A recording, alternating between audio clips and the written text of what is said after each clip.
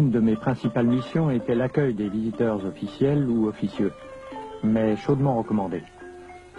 Cela n'avait pas que des inconvénients. Quand on m'annonçait la visite de Sa Majesté Sisovat en compagnie d'illustres hôtes tels le maréchal Joffre en 1921, les pistes étaient aménagées. J'en arrivais à souhaiter que de hautes personnalités viennent plus souvent pour que les routes soient enfin praticables. Les marshals se passionnent pour toutes les manifestations de l'arc khmer, royal ou populaire. Sappho écrit un livre sur la danse. Marie et Henri ont pour ami le peintre Georges Grolier, premier Français né au Cambodge. J'avais de l'admiration pour Grolier qui parcourait le pays en tous sens. Il était à l'affût de toutes les manifestations artistiques des Khmers. Dans l'un de ses livres, il y a une description particulièrement juste. Le peuple khmer actuel est comparable à la forêt qui recouvre une partie du pays. Comme elle, il est plein de mystères. Dans ses gestes, ses coutumes, on découvre parfois, comme au cœur des forêts profondes, un vestige vivant encore mêlé aux coutumes modernes. Tout le pays garde le sommeil profond définitif d'un passé dont il ne profite pas et dont il ne peut s'affranchir. Comme Grolier, j'avais constaté une certaine décadence artistique due à l'introduction d'objets occidentaux. Cela corrompait le goût de ces artisans khmers, habitués à se transmettre de père en fils des motifs ancestraux où l'art d'encore se reflétait.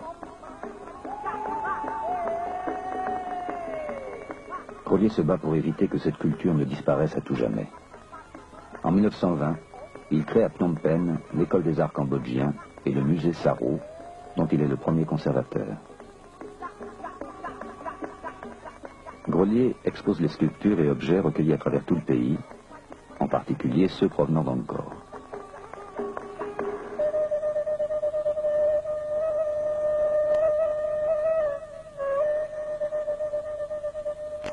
Henri Marshall continue son travail de dégagement des temples.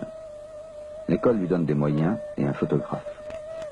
Dans ses rapports et journaux de fouilles, il note les faits de la vie quotidienne, les travaux, les découvertes, ses sentiments.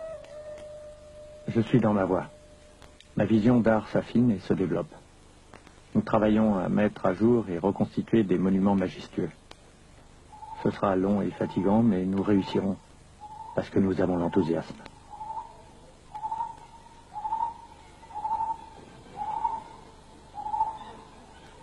J'avais sous ma responsabilité plus d'une centaine de temples répartis sur 400 km² qu'il fallait protéger du vandalisme et du pillage.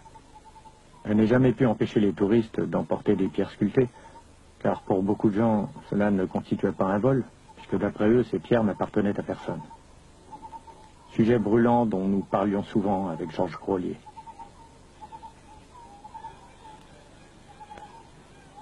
L'école ayant remplacé mon éléphant par une auto, je pus m'occuper des ruines éloignées telles Bantasrey. Ce petit temple avait dû sa notoriété à une affaire de vol de pierre qui fit quelque bruit à l'époque. C'était en 1923. Un jeune écrivain d'avant-garde, André Malraux, amateur d'art dont il commerce un peu, lit les textes juridiques et s'aperçoit que les ruines de Bantasrey ne sont pas légalement protégées.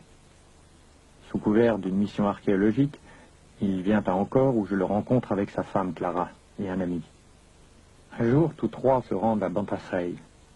À mon insu, ils y arrachent des sculptures à l'aide de scie et repartent en bateau pour Phnom Penh. À bord, les malles sont ouvertes, les comparses arrêtés. Georges Grolier accumule les preuves, le procès fait grand bruit. Malraux en fera la matière de son roman, La Voie royale.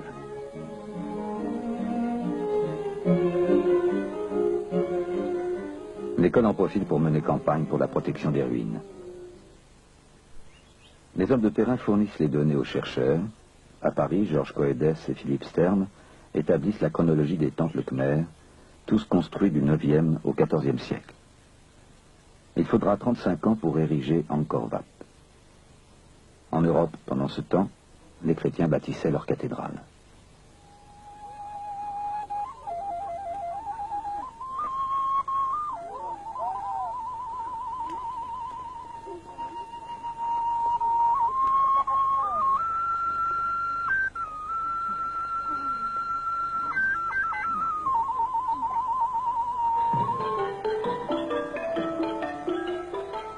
1928, le roi Monivong succède à son frère Sisowath. À Phnom Penh, Marshall assiste aux fastueuses cérémonies célébrant l'incinération du défunt. Mais aux festivités royales, Marshall préfère le calme de sa vie provinciale. Il serait pourtant excessif de dire que, malgré mon admiration pour ces cérémonies et fêtes, aucun détail ne vint me choquer. Je fus par exemple assez long à m'habituer à l'aspect des femmes cambodgiennes, à la carrure un peu forte et aux têtes à cheveux coupés ras. Ce n'est que plus tard que, par la souplesse et la grâce de leurs attitudes, les Cambodgiennes purent me faire oublier cette première impression fâcheuse.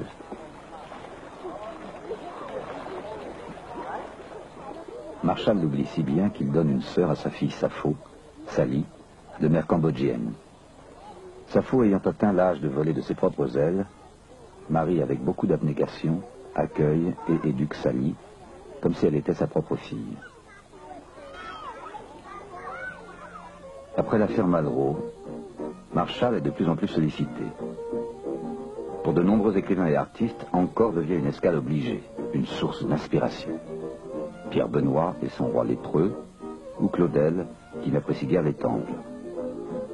Angkor est bien l'un des endroits